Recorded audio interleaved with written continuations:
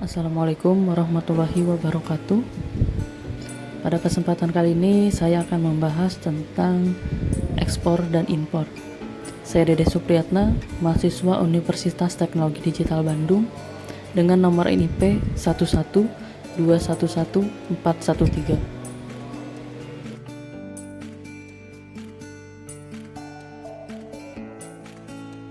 Yang pertama, saya akan membahas tentang ekspor. Jika mengacu pada Peraturan Pemerintah Nomor 10 Tahun 2021, ekspor adalah aktivitas mengeluarkan produk dari daerah pabean. Yang dimaksud dari daerah pabean adalah daerah yang dimiliki Republik Indonesia, terdiri dari udara, laut, dan darat serta wilayah tertentu yang tercantum dalam zona ekonomi eksklusif. Seseorang atau lembaga yang mengeluarkan aktivitas ekspor dinamakan dengan eksportir.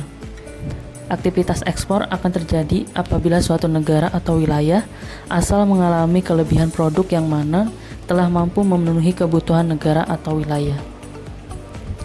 Negara atau wilayah yang mengeluarkan ekspor akan mendapatkan pemasukan dari negara lain. Pemasukan tersebut akan disebut dengan devisa.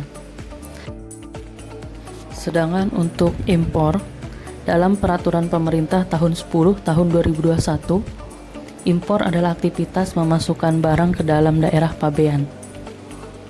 Adapun barang yang dimasukkan terdiri dari berbagai macam, mulai dari kendaraan transportasi hingga tenaga manusia. Adapun produk impor merupakan produk yang tidak dapat diproduksi dalam negeri. Orang atau lembaga yang melakukan aktivitas impor disebut juga importir. Keuntungannya didapatkan dari harga produk tersebut yang mana biasanya lebih murah daripada produksi dalam negeri. Untuk mengawasi produk ekspor dan impor, maka hadirlah bea cukai. Setiap produk yang impor pasti akan dikenakan pajak sesuai dengan jenisnya.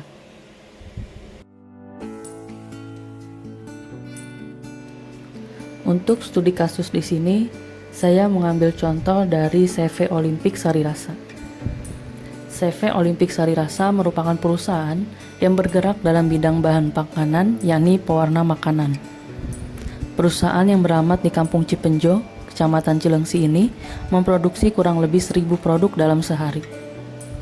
CV Olimpik Sari Rasa yang kini telah menjadi salah satu industri pewarna makanan dan bahan tambahan pangan yang kompetitif di Indonesia.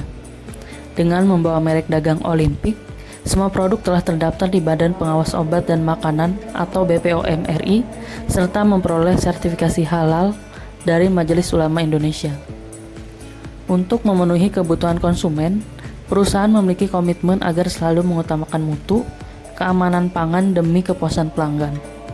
Oleh karena itu, dalam proses produksi menggunakan bahan baku pilihan dengan proses produksi yang tepat dan higienis, serta kontrol kualitas yang ketat dengan didukung oleh teknologi modern dan sumber daya manusia yang ahli dalam bidangnya. Semua bahan tambahan pangan Olimpik menggunakan bahan baku pilihan dan diproduksi secara tepat dan higienis, sehingga dapat memberikan hasil yang baik. Bukan hanya itu saja, produknya sendiri sudah dipasarkan ke luar negeri, khususnya Taiwan dan Malaysia. Kegiatan ekspor ini sudah berlangsung lama dan membawa kemajuan pada perusahaan tiap tahunnya. Di dunia Incoterms, kita mengenal istilah FOB atau Free On Board. Adalah istilah dalam aktivitas penjualan dan pembelian barang dagang, di mana pihak pembeli memiliki tanggung jawab dalam membiayai ongkos angkut barang mulai dari gudang penjual sampai barang tiba di tangan pembeli. Di dalam aktivitas Free On Board, pemilikan barang sudah berpindah ke tangan pembeli semenjak ia keluar dari tempat penjual. Istilah FOB ini hanya digunakan untuk aktivitas perdagangan dan pengiriman barang melalui laut. FOB atau Free On Board Incoterms sebagai salah satu istilah perdagangan internasional merupakan istilah yang menunjukkan bahwa pihak pembeli bertanggung jawab untuk menanggung seluruh biaya yang muncul, mulai dari biaya angkut barang dari gudang penjual sampai barang tersebut tiba di tangan pembeli. Barang yang masih dalam perjalanan sudah menjadi hak dan tanggung jawab pembeli. Sementara pihak penjual bertanggung jawab untuk mempersiapkan semua surat perizinan ekspor, membayar biaya pajak, membuat clean on board receipt agar barang yang dipesan bisa dimuat dan dikirimkan oleh kapal pengirim. Contoh dari kegiatan FOB ini adalah Perusahaan pertambangan menjual barang tambang ke perusahaan A dengan harga 1 juta per ton menggunakan klausal free on board. Dengan klausal ini, artinya perusahaan A harus membayar sebesar harga barang 1 juta dikali total ton yang dibeli dan juga biaya pengiriman via laut. Namun, pada kondisi tertentu, perusahaan A mungkin juga harus mengeluarkan sejumlah tambahan biaya untuk kebutuhan pengiriman agar barang benar-benar sampai ke tujuan.